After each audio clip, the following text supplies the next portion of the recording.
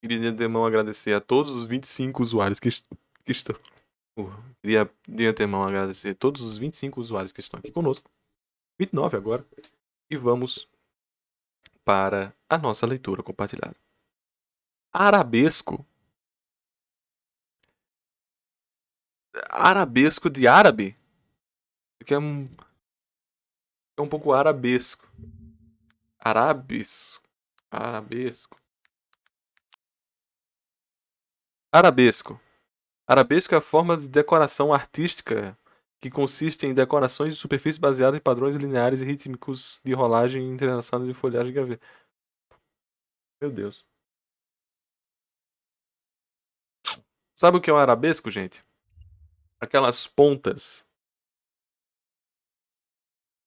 Aquelas pontas de qualquer texto, assim, ou aquelas separações feitas de orvalho. Isso é um arabesco. Já tá 1-0. Já foi. Se a gente fosse contar quanto é que tá o placar normal, pelo amor de Deus. Estaria em 58-0 já. A 3. No mínimo, hein? Arabesco. Embora não lhe pertença de forma exclusiva, o arabesco como... Antes de nós lermos, perdão. Queria até ver onde é que nós podemos ir, porque às vezes a gente lê sem saber o tamanho, né? Aranha... Aranha tem que ser grande, né? É. Ou eu paro em aranha, ou eu paro em arara. Porque a arca, com certeza... Não, a arca nem é tão grande assim. Arco. Arco é grande.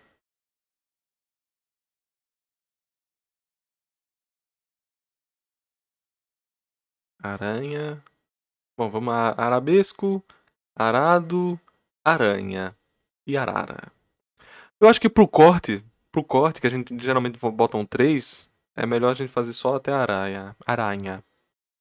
Então vamos de arabesco logo, sem perder muito tempo. Embora não lhe pertença de forma exclusiva, o arabesco, como indica o nome, é específico da arte árabe. Se lascaram. Se lascaram. Proibida de recorrer a figuras humanas e animais. De fato, é uma representação depurada, uma ultrapassagem da representação lúcida e rigorosa. O arabesco não é uma figuração, é um ritmo, uma encantação através da repetição indefinida do tema. Uma transcrição de Dirk mental. Benoist. E quando se torna um apoio de contemplação, permite, assim como Dirk, que se escape ao condicionamento temporal. O arabesco não deixa de ter, igualmente, certa relação com o labirinto, cujo percurso complexo está destinado a conduzir da periferia ao centro local, que é o símbolo do centro invisível do ser. Da mesma forma como se relaciona com a teia de aranha.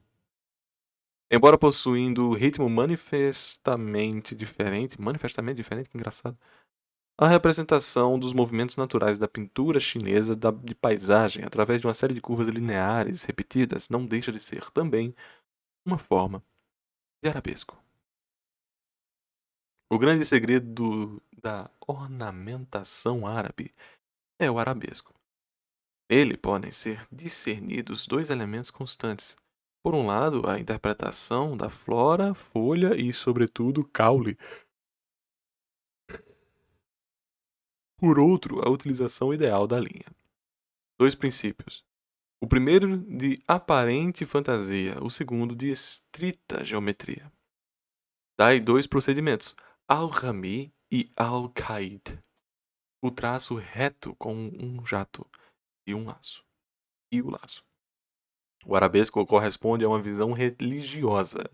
O Islã é iconoclasta e dominado pela palavra. Aos ícones bizantinos, o Islã opõe o desenrolar abstrato do arabesco, onde se escreve os versículos da revelação. É um meio técnico da arte muçulmana para evitar a idolatria. É o fruto depurado da aspiração muçulmana. Não tem nem começo nem fim.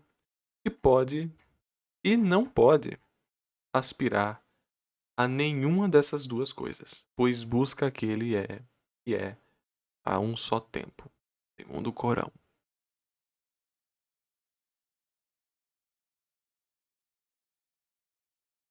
O início e a conclusão dirige-se infatigavelmente, mas em vão, para o ilimitado. De resto, há arabescos traçados sem qualquer suporte geométrico e que não se inspiram em nenhum movimento floral. São os arabescos epigráficos. O vocabulário gráfico ocorre com o jorro de impulsos que constantemente reanimam o repertório ornamental. Sempre que se recusa a aceitar as servidões da prescrição muçulmana, essa escritura inédita e hermética pode ser comparada com a arte abstrata atual, a exemplo do arabesco em traço reto. Poder-se-ia dizer, fazia tempo que não aparecia a mesóclise, poder-se-ia dizer que o arabesco é o símbolo do símbolo, revela velando e oculta desvelando. Fórmula privilegiada da arte muçulmana, escreve Jacques Becker, ilustra uma coincidência de dois dos aspectos da obra de arte, o de objeto e o de elo intersubjetivo entre uma psicologia individual, que é a do artista, e uma psicologia coletiva. No arabesco, tudo é síntese, convergência, a intenção do artista, um sentido e uma maneira, uma matéria estritamente integrados. E a captação de uma sociedade cuja, originalmente, o tal ponto caracteriza, em, em que ele chega e toma o nome. Entretanto, em uma mesquita, contemplamos nas paredes esse ou aquele arabesco. Mas na realidade, o que fazemos é algo muito diferente de apenas contemplar. Escutamos. É isso. Uma salmodia nos rodeia. Aí vocês me pegaram.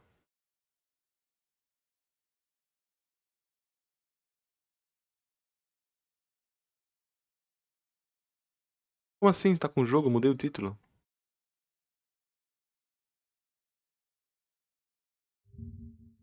Eu mudei o título. Tá como jogo?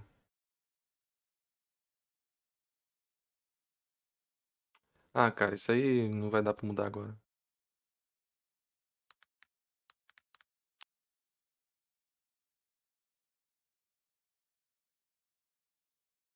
Uma salmodia, maneira de cantar, de recitar os salmos. Ah,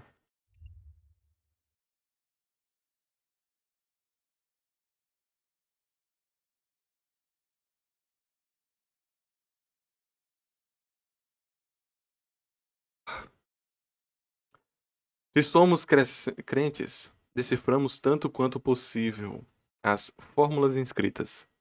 Grafia e sonoridade ao mesmo tempo. E para o crente, encantação ritual.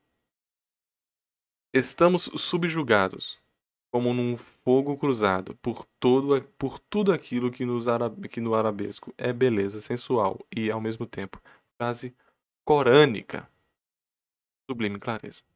O arabesco, o arabesco oferece-se aos olhos do espectador que tenta decifrá-lo como um labirinto, um dédalo.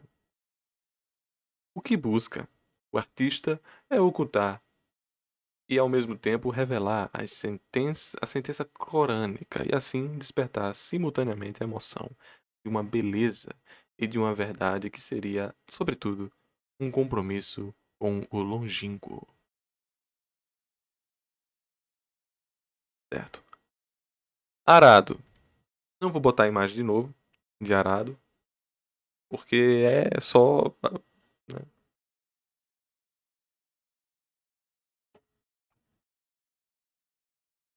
É a instrumentalização humana para mexer nos valores quitonianos, alguma coisa assim que ele vai dizer.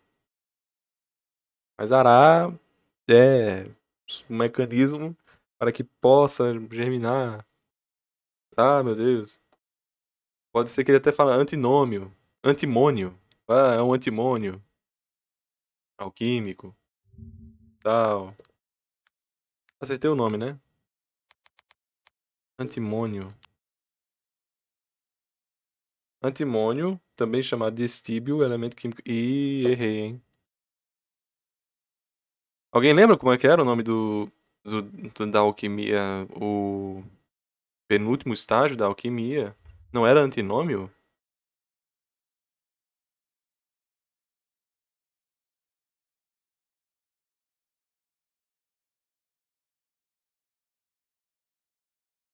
Alguém?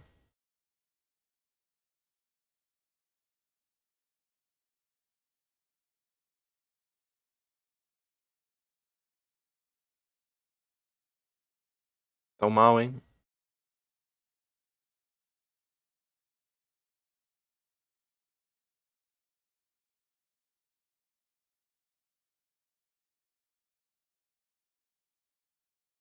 Tão mal, tão mal. Tão precisando tomar um pouquinho de feijão com arroz aí.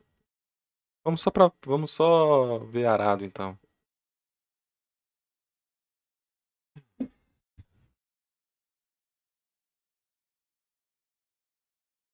Símbolo de fertilização. A rélia do arado representa o membro viril que penetra o sulco, e este, por sua vez, é o equivalente ao órgão feminino. Putz.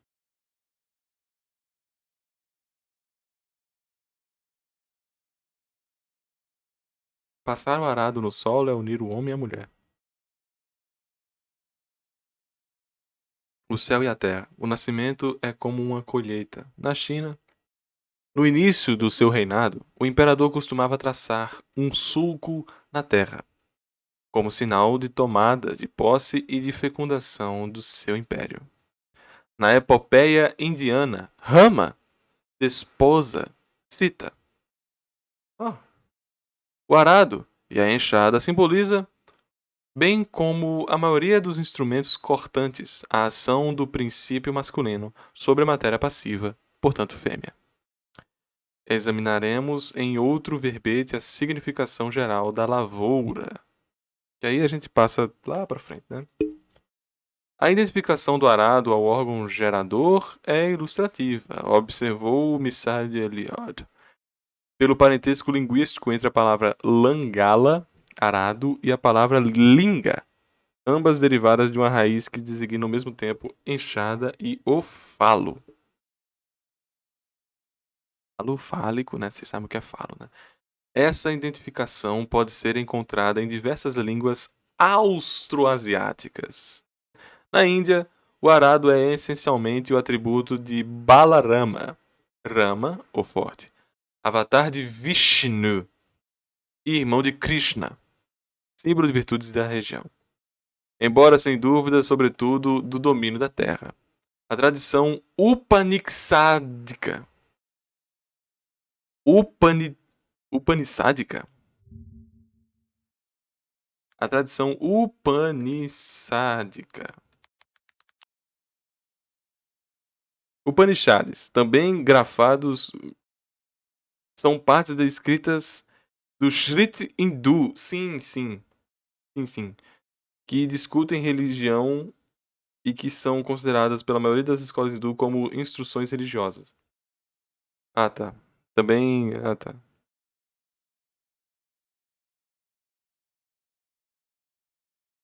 Então, Upanishad, Upanishad é basicamente um nome agregador para cada um dos tratados védicos do teor teosófico e filosófico escritos em sânscrito de datas diferentes, as quais se estendem do século lá de tempo. O Upanishad, então, é bem velho. Upanishad... Upanishads são os conhecimentos, abordagens e ensinamentos filosóficos. Existem quatro seções. Existem quatro seções chamadas Brahmanas, Aryakas, Samhitas e Upanishads. Brahmanas e Aryakas rituais, Shamitas são os mantras, Samhitas, Samhita, mantras e Upanishads o conhecimento. Rigveda, Samaveda, Yajurveda e Atharveda. Os quatro Vedas do conhecimento. Aí a gente tá. Aí é muito tempo, né? É muito tempo pra comentar sobre essas coisas. Vou dar uma enxadada na minha mulher, que é isso. Mas enfim, né? Embora sem dúvida, sobretudo no domínio da terra. A tradição upanishádica identifica-o ao sentido do Veda, ou seja, a penetração. Olha aí, ó, os Vedas aí, ó. São os Vedas. Vedas são escritas, tá? Identifica-o ao sentido do Veda, ou seja, a penetração do conhecimento. No conhecimento. Quando o arado é atribuído aos Nagas, ah, embora Balarama seja também Naga Ananta, a relação com o domínio da terra torna-se evidente. Um dos três reis esposos de deusas epônicas na Irlanda tem o nome de Macset, filho do arado. E este constitui um dos únicos, se não o único, testemunho mitológico concernentes a esse instrumento de lavura. O arado só reaparece no Maginob de Caramba. Magnob de Koryut Yovran, quando o gigantesco Yapadhagen Penkarosh exige de Kurus, entre as inúmeras condições a serem por ele cumpridas a fim de desposar-lhe a filha, que desbrave em um dia certo matagal. A moita, conhecida. Embora a sociedade céltica sacerdotal e militar por excelência não comporte classe agrícola, o arado participa, entretanto, do simbolismo do começo do mundo, da abertura de um sulco. Ao falar da conversão das nações, Isaías 2:4 escreve: estes quebrarão as suas espadas, transformando-as em relhas, e as suas lanças, a fim de fazerem padadeiros. Uma nação não levantará a espada contra outra, e nem se apresentará mais a fazer guerra. Essa passagem de Isaías é ANCAP. Não sei se vocês perceberam. Essa passagem de Isaías foi muitas vezes retomada a interpretação pelos padres da igreja, particularmente de Santo Irineu, e, em seu tratamento contra os heréticos, faz menção ao espírito pacífico dos cristãos. Através de um comentário desses versículos, explica de maneira mais clara o sentido da palavra de Isaías ao dizer: pois o próprio nosso Senhor é aquele que fez o arado e trouxe a podadeira. Isso designa a primeira sementeira, ou semeadura, do homem, que foi sua modelagem em Adão, e a colheita de meses pelo Verbo nos últimos tempos. E, por essa razão, aqueles que uniam o começo ao fim e que é o Senhor, tanto de um como de outro, manifestou no final do arado a madeira unida ao ferro. E assim mondou sua terra. Com efeito, o verbo sólido, unido à carne, e o fixado dessa madeira, limpou a terra inculta. Nas tradições judaicas e cristãs, o arado é o símbolo da criação e da cruz. A madeira e o ferro do arado simbolizam a união de Cristo em duas naturezas. O arado é também um símbolo fálico. Já se mostrou o símbolo do arado que, no pensamento primitivo, significava lavrar e fecundar, ao mesmo tempo. O Carus Novalis, carnaval, das festas de primavera era às vezes representado, na Idade Média, sob a forma de um arado. O arado e o estilete simbolizam igualmente o esforço do escritor. Isidoro de Sevilha compara o estilete ao arado. Faz alusão aos antigos a traçarem suas linhas, tal como o lavrador abre o sucro da terra. A página em branco é comparada a um campo que ainda não experimentou a relha do arado. Os escritores da Idade Média empregam muitas vezes esse sentido simbólico. Tá aí.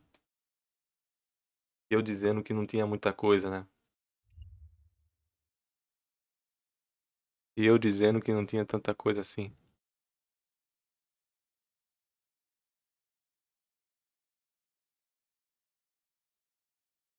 Meteru ano hitotsu hoshi ga eru yo. Totsukareru no yadareru no ni.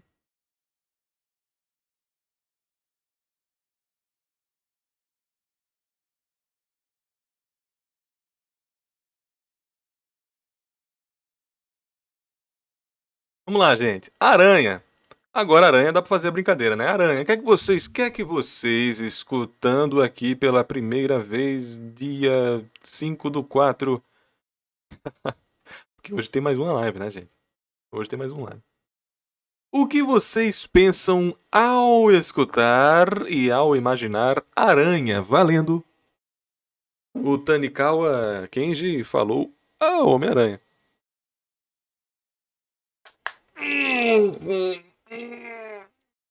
Haha, nem digo. Pois é, né, gente?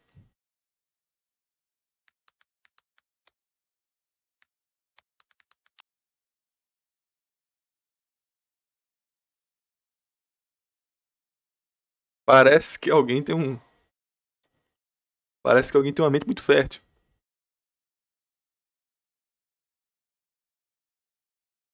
Penso na Ryodan. Caramba, cara.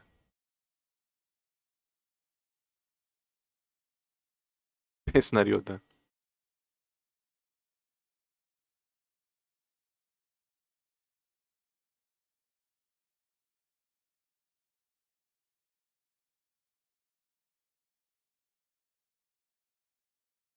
Austrália. Austrália é bom também.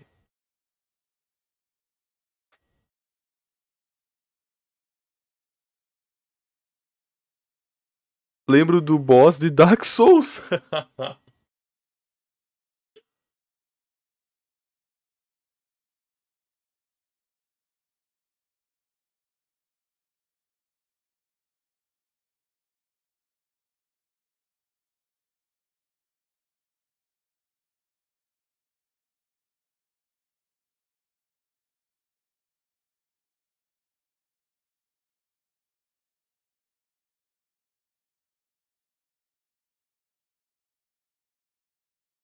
Bom, gente, eu vou fazer aqui logo as imagens. Vou fazer logo as imagens aqui.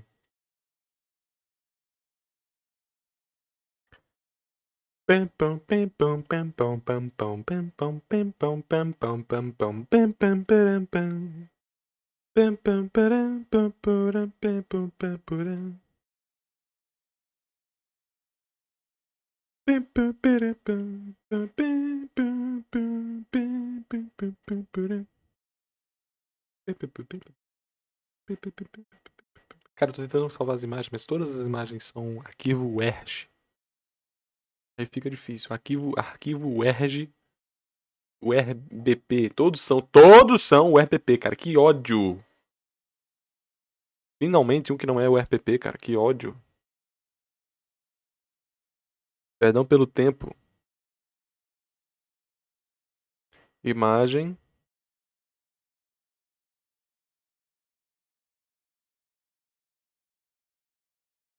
O grande, que eu já falei abertamente várias vezes que eu não ligo. Não quer dizer que eu achei ruim, eu só realmente não ligo pra Homem-Aranha, mas tá aí, né? Homem-Aranha, talvez o herói mais reconhecido around the world. Que você fala super-homem, ainda tem a forma de você fazer esse cara que é um super-homem. Esse aqui ainda é um homem super. Não, quando você fala Homem-Aranha, não tem como você não remeter além do Homem-Aranha, né? Mais especificamente, eu lembro do Hisoka, de 99 de costas, tatuagem falando aranha. Mas aí não, pô. Aí é demais.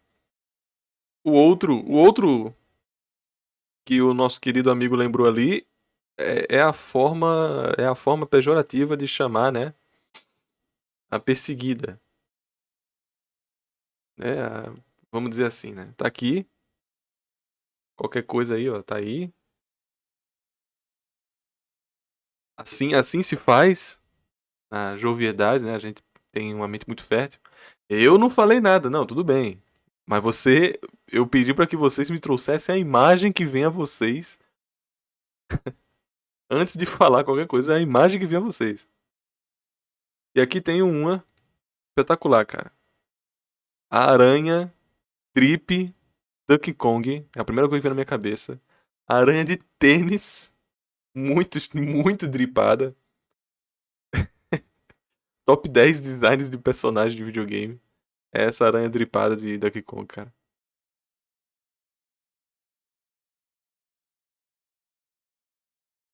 Enfim, deixando a aranha drip de lado, nós temos até o comentário do cara que fez a scan disso aqui. Muito obrigado, né? A aranha é manipuladora. Entendeu? Se nós formos olhar para os três exemplos visuais que eu coloquei aqui no quadro, bem, nós conseguimos encontrar que a aranha do Donkey Kong ela não é manipuladora. O Homem-Aranha, na verdade, é bem moral e samaritano, então eu não vejo ele como manipulador. Mas porventura, a terceira, né, a terceira forma aqui simbolizada no nosso quadro tem sim um quesito manipulador. Não é, Padre Lerme? Aparentemente você concorda com o autor dessa grafia aqui no enxerto sobre a aranha de que ela é manipuladora, se é que vocês tiveram a mesma imaginação, né? Já fez de escravo muita gente, já fez. O que você quer dizer com isso? Hein, Igor? O que eu quero dizer com isso? Bem, vamos prosseguir e ver o que é que o livro tem a dizer com isso. Muito obrigado, Elaine Graham Beth e Jean Chevalier. Vamos ver o que, é que o Chevalier tem a dizer. A aranha surge, em primeiro lugar, como epifania lunar, dedicada à fiação e à tecelagem, obviamente. Aliás, eu nem entrei em meme aqui, mas tem muita passagem budista com aranha, tá? Vale dizer. Tem muita passagem budista com aranha. Seu fio evoca o das parcas, tá? Não é pardas não, parcas. Qual seria, contudo, o significado de sua teia? Tanto a Bíblia quanto o Corão sublimam sua fragilidade. Fragilidade. Construiu como a aranha a sua casa, e como o guarda fez a sua chapouna. Choupana. O rico, quando dormiu, nada levará consigo. Abrirá os seus olhos e nada achará. Mas a morada da aranha é a mais frágil das moradas. Pô, Jó. O Jó. No túmulo a gente não leva nada, né, mano? O famoso. Essa fragilidade evoca a de uma realidade de aparências ilusórias, enganadoras. Assim, será a aranha a artesã do tecido do mundo ou a do véu das ilusões que esconde a realidade suprema? A partir do segundo milênio depois de Cristo? Peraí, segundo milênio antes de Cristo? Porque a gente tá em português, né? Que é after Christ, né? Acho que a gente tá em português, então ele botou antes de Cristo, né? A partir do segundo milênio antes de Cristo, nos mais antigos textos védicos da Índia, então de fato é bem antigo mesmo, é justamente esta a questão colocada pelo mito. Pelo mito, o óculos do mito, a camisa do mito, a caneca do mito, a postura do mito, o número do mito. Não, gente, é o mito mesmo, tá? Do mito. Mas não é o mito, não. Aquele mito. Aquele mito lá que tá na Itália, pode deixar ele lá, viu? Esse aí não vai ser representante aqui, não. No mais antigo texto védico da Índia, é justamente esta a questão colocada pelo mito, diferentemente interpretado. De Maya a Shakti ou companheira de Varuna. Para a filosofia budista, Maya evocará uma realidade ilusória, porque é vazia de ser. Olha os maras aí, gente. É verdade isso aqui. Desprovida de todo substrato metafísico. Para o brahmanismo, ao contrário, a realidade é a existência, que é verdadeira. Porquanto é manifestação da essência. O véu de Maya, assim como a teia da aranha, exprime a beleza da criação, e Maya é uma deusa prestigiosa. Vedicamente, mas o budismo não é védico, né?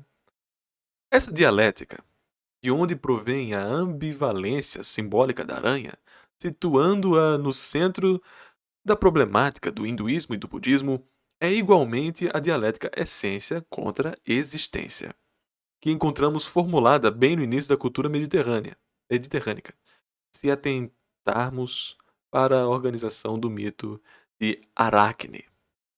Mas aí, querido, os védicos são mais velhos, né, do que as culturas mediterrânicas. Mas enfim. Atena, deusa da razão superior, porquanto filho de Zeus, da cabeça do qual teria nascido, já armada. É a mestra. Eu não sabia que existia mestra como palavra. Para mim era sempre mestre. Não sabia que tinha mestra.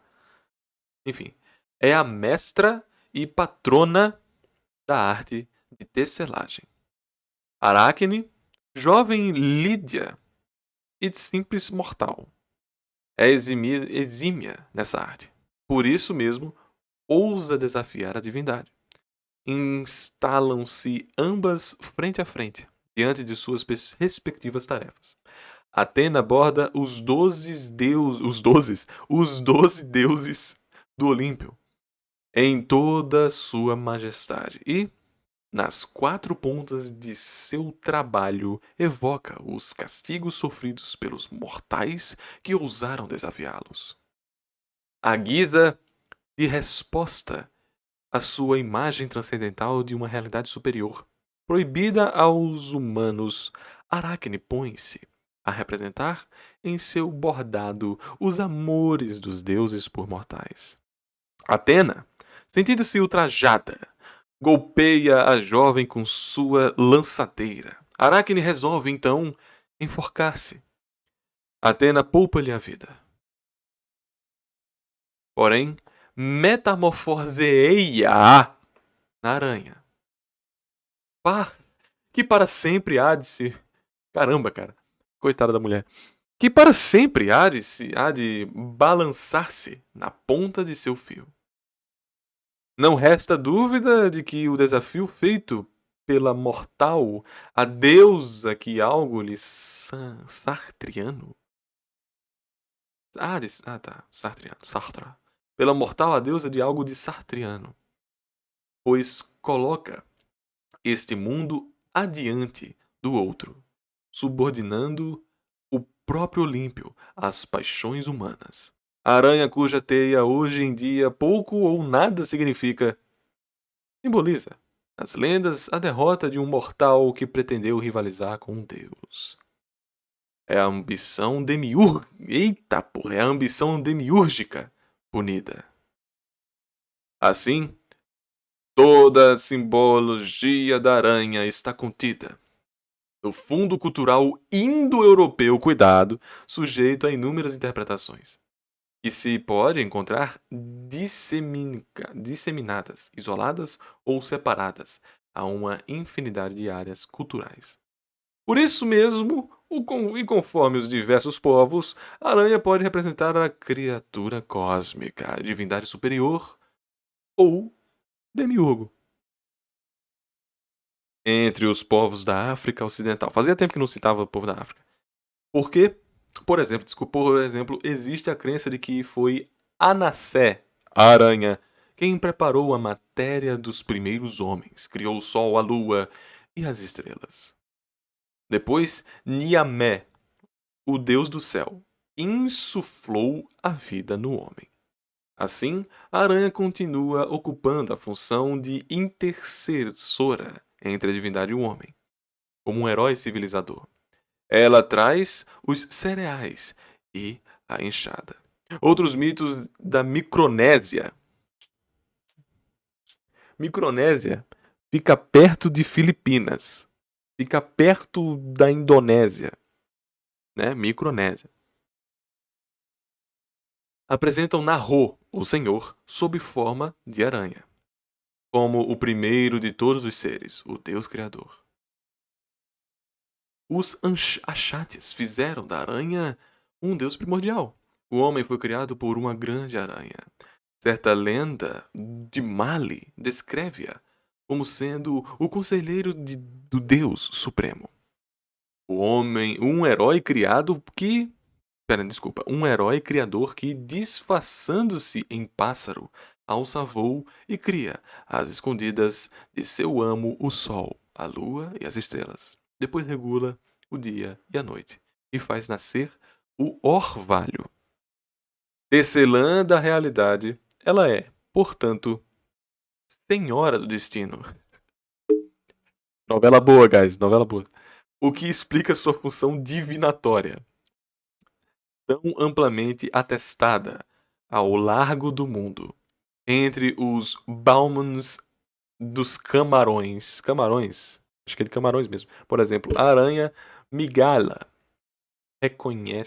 recebeu do céu o privilégio de decifrar o futuro. No bestiário da arte Bauman, o Nyamabe, desculpa aí, outro dos nomes dessa aranha, disputa o primeiro lugar com a serpente real. Seu significado é universal e complexo. Ligado ao destino do homem e ao drama de sua vida terrestre, a arte divinatória exercida pela Nyame criou uma técnica de decifração dos signos. Consiste em colocar sobre a abertura da cova da migala, signos que o animal desarruma durante a noite, transformando-os em mensagens através de sua interpretação. O adivinho procura encontrar a cura, a proteção contra o inimigo, a alegria de viver. A adivinhação através da aranha era praticada comumente no antigo Império dos Incas, no Peru. O adivinho destampava um pote dentro do qual era conservada a aranha adivinha. Se alguma de suas patas não estivesse dobrada, era um mau augúrio. A aranha torna-se, às vezes, símbolo da alma ou um animal psicopompo. Aí você, Igor, foi gol? Nada disso. Eu sei o que é psicopompo, tá? Não inventa. São seres dedicados a guiar as almas para onde elas devidamente devem ir. Entre os povos altaicos da Ásia Central e da Sibéria, principalmente representada na alma liberada do corpo, entre os muicas da Colômbia, quando ela própria não é a alma, é quem transporta ao longo do rio, num barco feito com sua teia, as almas dos mortos que devem ir para o inferno. Inferno ou, né? Entre os astecas, torna-se símbolo do próprio deus infernal, o Quetzalcoatl lá, né? Entre os montanhenses do Vietnã do Sul, considera-se que a aranha é uma forma de alma que escapou do corpo durante o sono. Para eles, matar uma aranha seria arriscar-se a procurar a morte do corpo adormecido. Todas essas qualidades do demiurgo, de pressagiadora, de condutora de almas e, portanto, de intercessora entre os mundos das duas realidades, humana e divina, fazem com que a aranha simbolize também um grau superior de iniciação. Entre os Bambaras, por exemplo, Bambara fazia tempo que não trazia aqui. Entre os Bambaras, por exemplo, ela designa uma classe de iniciados que já alcançaram a interioridade, a potência realizada do homem intuitivo e meditativo. Olha, para o psicanalista, entretanto, depois de tanto isso aí, vemos para o psicanalista, entretanto, essa interioridade evocada pela aranha ameaçadora no centro de sua teia é um excelente símbolo de introversão e do narcisismo, a absorção do ser pelo seu próprio centro. Pardon. Mas essa imagem, envolvente a centrípeta não deve levar ao esquecimento de uma outra imagem de intercessora, que constitui a da aranha a balançar-se como um ioiô na extremidade do fio da qual ela parece estar constantemente tentando subir. Através dessa imagem, poder-se-á descobrir um conteúdo sexual latente. Olha aí. Ah lá, querido, vamos lá. Perfeitamente corroborado pelos estudos feitos na Sardenha, na Sardia e na Puglia, entre o tarantulismo e os acessórios de sua encenação. No plano místico, esse fio evoca o cordão umbilical, entendeu? Ou a corrente de ouro que une a criatura ao Criador. E através do qual aquele tenta içar-se até este, termo evocado por Platão e que será retomado por Dionísio, o Areopagita. Esforcemo-nos, pois, através dessas preces, por elevar-nos até o cimo desses raios divinos e benfacejos, como se nós agarrássemos, a fim de puxá-la em nossa direção com as duas mãos alternadas, a uma corrente infinitamente luminosa, e pende do alto do céu e desce até nós, dando-nos a impressão de que estamos atraindo para baixo, mas na realidade esse esforço é incapaz de movê-la, pois ela está tanto no alto quanto embaixo, e somos nós, isto sim, os que subimos. A unidade do pensamento indo-europeu, cuidado, reencontra-se aqui ainda mais uma vez. Pois os Upanishads, que mencionado, né, com o conhecimento védico, fazem da aranha que se eleva ao longo do seu fio um símbolo de liberdade. O fio do yoga, é o monossilábico né? Graças a ele, o yogi eleva-se até a liberação. O fio da aranha é o meio, o suporte da realização espiritual. O viriato ali, né? Eu sempre mando cuidado, que é importante, né? Cuidado. Às vezes o cara manda um take e diz, opa, cuidado. Cuidado. Wait up, bro. Wait up, bro.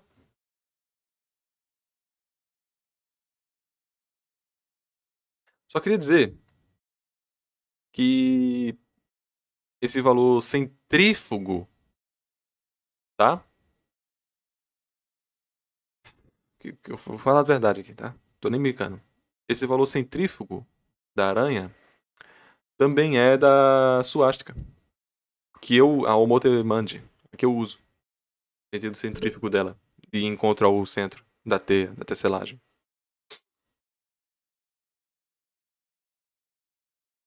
Como se a gente conseguisse centralizar esse tecido da realidade distrativa, que seria a teia, e nós estamos teceando ela. Entendem? Não sei se ficou um pouco claro ou um pouco confuso, mas eu vou repetir. Existem as duas suásticas, certo? Em representação maior. Uma é a centrípeta que vai e outra é a centrífuga, né? A centrípeta que puxa e a centrífuga que foge, que vai para fora. A centrípeta que puxa é a que eu uso, que é a homotemande. É a centralização do ser em meio à tecelagem, que é o tecido do mundo que nós temos de distração. O tecido do mundo sansárico, apsárico, enfim. E eu seria a aranha, tá ligado? E o outro não é aranha, que aí seria. O outro eu não lembro agora qual é o animal específico, mas tem como você também usar a aranha, mas aí a aranha estaria fugindo, estaria indo pra fora de sua teia.